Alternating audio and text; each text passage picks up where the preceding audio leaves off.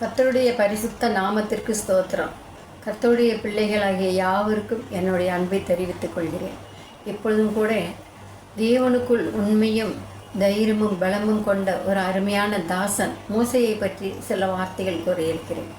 கர்த்தருக்கு பிரியமான அநேக ஆத்துமாக்கள் இருக்கிறார்கள் வேதத்திலே.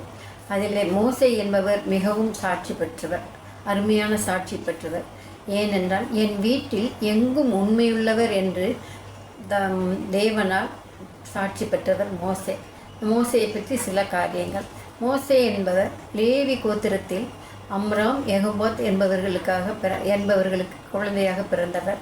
அவர் எகிப்தில் இஸ்ரவேல் ஜனங்கள் அடிமையாக இருந்த காலத்தில் பிறந்தார். அந்த அடிமையான காலத்தில் எபிரேய குழந்தைகளை அழிக்கும்படியாக சாத்தானால் பார்வோன் தூண்டப்பட்டு எபிரேய குழந்தைகள் அனைவரையும் நைல் நதியில் போட்டு விடும்படியான ஒரு கட்டளையை பிறப்பித்தார். அந்த நாட்களில் தான் மோசே பிறந்திருந்தார். அந்த மோசையை அழிக்கும்படியாக பிசாசானவனால் தூண்டப்பட்டவர் தான் பார்வோன். அப்படி அழியும்படியான காரியத்திலும் தேவன் அந்த மோசையை எங்கே வளர வேண்டும், யாரால் அந்த கட்டளை பிறப்பிக்கப்பட்டதோ அதே இடத்தில் மோசே வளரும்படியாக பார்வோனுடைய அரண்மனையில் பார்வோனுடைய மகளால் பாதுகாக்கப்பட்டு வளர்க்கப்பட்டார். அதற்கு தாயாரும் சகோதரியும் ஒரு கருவியாக இருந்தார்கள். இப்படி வந்த காரியங்கள் எல்லாம் நீங்கள் வேதத்திலே அறிந்திருப்பீர்கள். அந்த மோசே வளர்ந்து 40 வருடம் அரண்மனையிலே பார்வோனுடைய அரண்மனையில் வளர்ந்து வந்தார். அதற்கு பின்பாக அவர் தேவனுடைய திட்டத்தின்படி அவர் ஒரு சிறு காரியத்தினால் மீதியான் தேசத்திற்கு ஓடிவிட்டார். அப்படி ஓடி அங்கே தங்கி இருக்கிற நாட்களிலே அங்கே இருக்கிற ஒரு பெண்ணை திருமணம் செய்து அங்கே 2 குழந்தைக்கு தகப்பனாக ஆடு மேய்த்து கொண்டு இருந்தார். அந்த நாட்களிலே தேவன் அவரை சந்தித்து அவரிடம் பேசினார். அப்பொழுது அவர் தேவனை அறிந்திருக்கவில்லை. ஆபிரகாமின் தேவன், ஈசாக்கின் தேவன், யாக்கோபின் தேவன் என்று அறிந்திருந்தாலும் தேவனை அவர் பேசி இருக்க மாட்டார். ஆனால் இன்று தேவன் அவரிடத்தில் ஒரு நல்ல ஒரு புதர் செடியில் இருந்து அவர் பேசும்போது அவர் பயந்து நடுங்கி தேவனுக்கு பயந்து இருந்தார். அப்படிப்பட்ட சூழ்நிலையில் தேவன் அவரிடம் பேசினார். மோசே என்று அழைத்த போது அவர் தடுமாறி இருக்கலாம். அப்பொழுது தேவன் அவரிடத்திலே தன்னுடைய திட்டங்களை சொல்லும்படியாகத்தான் தேவன் மோசையை சந்தித்தார். தேவனுடைய திட்டம் என்ன? ஜனங்களை, தன்னுடைய இஸ்ரவேல் ஜனங்களை, தான் அழைத்த தனக்கு பிரியமான ஜனங்களை எகிப்தின் அடிமைத்தனத்தில் இருந்து மீட்டு கொண்டு வரும்படியாக மோசையிடம் பேசினார். எகிப்தில் அடிமையாக போவதற்கு முன்பாகவே ஆபிரகாமுக்கு தேவன் அதை அறிவித்திருந்தார். இந்த ஜனங்கள் எகிப்தில் 400 வருடம் அடிமையாக இருப்பார்கள், அதற்கு பின்பு அவர்கள் எகிப்திலிருந்து மீட்கப்படுவார்கள் என்று சொல்லியிருந்தார். அந்தபடி 400 வருடம் அவர்கள் அடிமைத்தனத்தில் இருந்து மோசையை இப்பொழுது அவர் தெரிந்து கொள்ளப்பட்டு மோசையை அழைத்து அவரை மீட்கும்படியாக இந்த காரியங்கள் எல்லாம் தேவனால் திட்டமிட்டு நடக்கப்பட்டு கொண்டிருக்கிறது. இந்த மோசே தேவனுக்கு கீழ்ப்படிந்து எகிப்திற்கு வந்து தன் ஜனங்களை மீட்கும்படியாக பார்வோன் இடத்தில் பேசி அது நிமித்தமாக பல காரியங்கள் நடந்தது. அதையெல்லாம் நாம் வேதத்திலே வாசித்திருக்கிறோம். ஆகையால் இப்பொழுது அவ்வளவு நாம் சொல்வதற்கு நேரமில்லை. அந்த மோசே தன் ஜனங்களை மீட்டு கொண்டு வனாந்தரத்து வழியாக வரும்பொழுது 40 வருடம் வனாந்தரத்திலே அவர்கள் பிரயாணம் பண்ணி வந்தார்கள். அந்த 40 வருடத்திலும் மோசேக்கு எத்தனையோ இந்த ஜனங்கள் எத்தனையோ பிரச்சனைகள் கொடுத்தார்கள். தண்ணீர் இல்லை என்றார்கள், உணவுப் பொருள் இல்லை என்றார்கள், நாங்கள் எகிப்திற்கே திரும்பி போகிறோம் என்றார்கள். மீண்டும் அவர்கள் முறுமுறுத்தார்கள். அத்தனை காரியங்களிலும் மோசே தேவனிடத்தில் கேட்டு இந்த ஜனங்களுக்கு இவைகளை நான் எப்படி கொடுப்பேன், எங்கே கொடுப்பேன் என்று கேட்டு ஜனங்களை போஷித்து வந்தார், வழிநடத்தி வந்தார். அப்படிப்பட்ட சூழ்நிலையிலே தேவனை கோபிக்கும்படியாக இந்த ஜனங்கள் ஒரு விக்கிரகத்தை செய்து அவர்கள் வேதனைப்படுத்திய போது இந்த ஜனங்களை விட்டுவிடு, நான் இவர்களை அழித்து விடுகிறேன் என்று சொன்ன பொழுது மோசே, ஐயோ, வனாந்தரத்துகளை அழைத்து கொண்டு வந்து விட்டீர்களே, இப்பொழுது அந்த எகிப்தியர்கள் என்ன சொல்லுவார்கள்? அவர்களுடைய தெய்வம் இப்படி வனாந்தரத்தில் கொண்டு போய் அழித்து விட்டது என்று உங்களுக்கு விரோதமாக பேசுவார்களே. அப்பேற்பட்ட தீய வார்த்தைகளை பேசுவதற்கு வேண்டாம். ஆகையால் நீங்கள் என்னுடைய பெயரை ஜீவ புஸ்தகத்திலிருந்து கிறுக்கி போடுங்கள், இவர்களுக்கு ஒன்றும் தீங்கு செய்ய வேண்டாம் என்று அந்த ஜனங்களுக்காக மன்றாடி பேசினார். எவ்வளவு ஒரு அருமையான ஒரு தாழ்மையான குணம்! இப்பேற்பட்ட தாசனை தேவன் எவ்வளவு அழகாக நடத்துவார்! அப்படி அருமையாக அன்பு செலுத்தி வைத்திருந்தார், தெரிந்து கொண்டு இருந்தார்.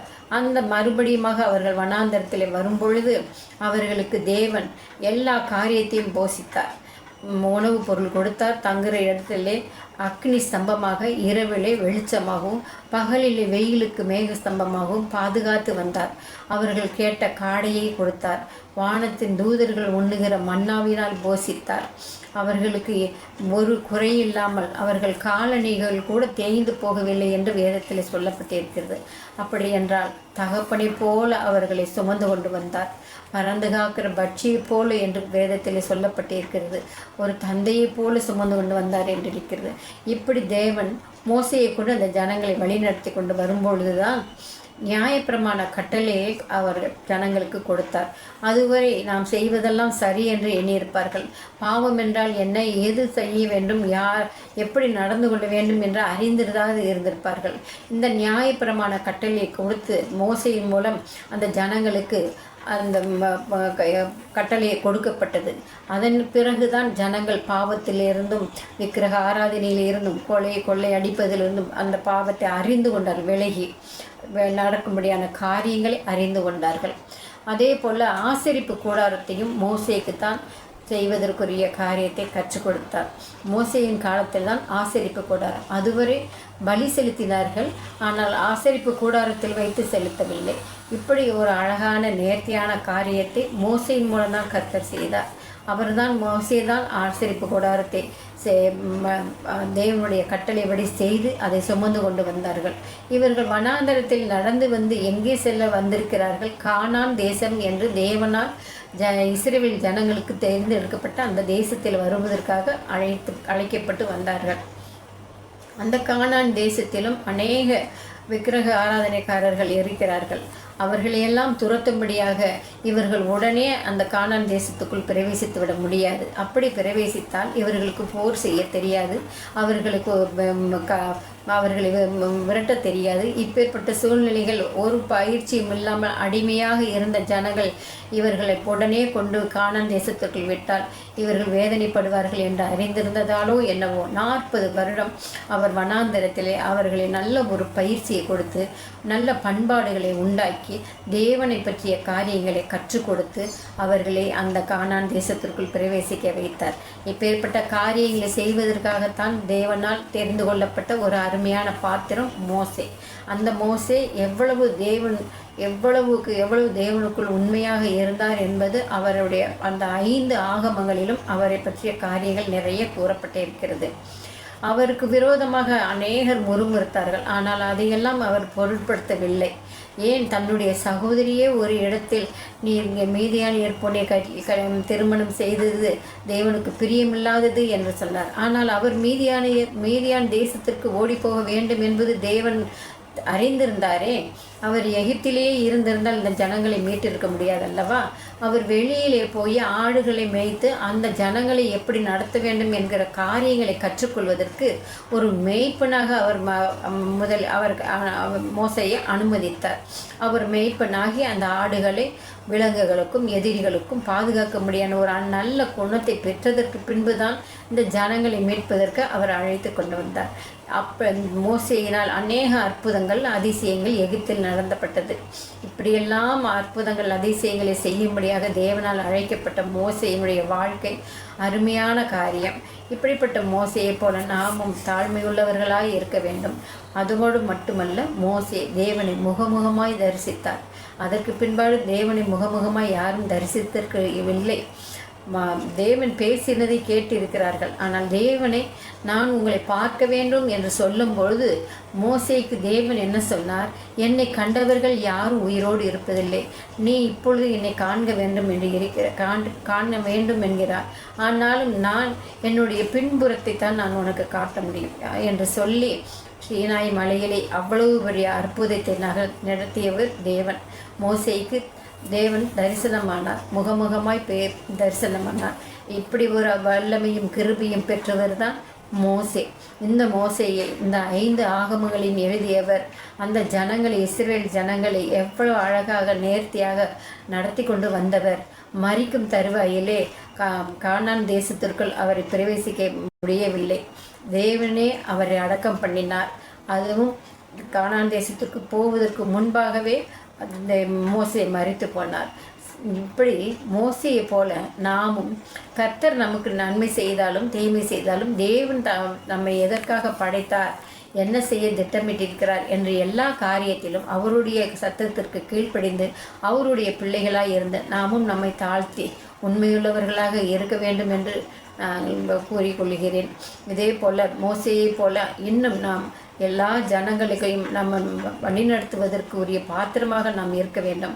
நாம் ரட்சிக்கப்பட்டு விட்டோம் என்று இருந்து விடாமல் உலகம் முழுவதும் ரட்சிக்கப்பட வேண்டும். தேவனுடைய திட்டமும் அதுவாகத்தான் இருந்தது. அவர் அதற்காகத்தான் 2000 வருடத்திற்கு முன்பு இயேசு கிறிஸ்து பூமிக்கு வந்தார். அப்படிப்பட்ட அவருடைய நோக்கத்தை நிறைவேற்றுவதற்கு இன்று மோசேகள் போல அநேக ஊழியர்கள் இருந்தாலும் நாமும் ஒவ்வொருவரும் நம்முடைய ஜனங்களுக்கு நம் தேவனுடைய ராஜ்யத்தை பற்றி சொல்லி ஜனங்களை மீட்பதற்கு நாம் ஒரு கருவியாக இருக்க வேண்டும் என்று சொல்லிக்கொள்கிறேன். எப்பொழுதும் இந்த தருணத்தை தந்த தேவனுக்கு நன்றி சொல்லி என் உரையை முடிக்கிறேன்.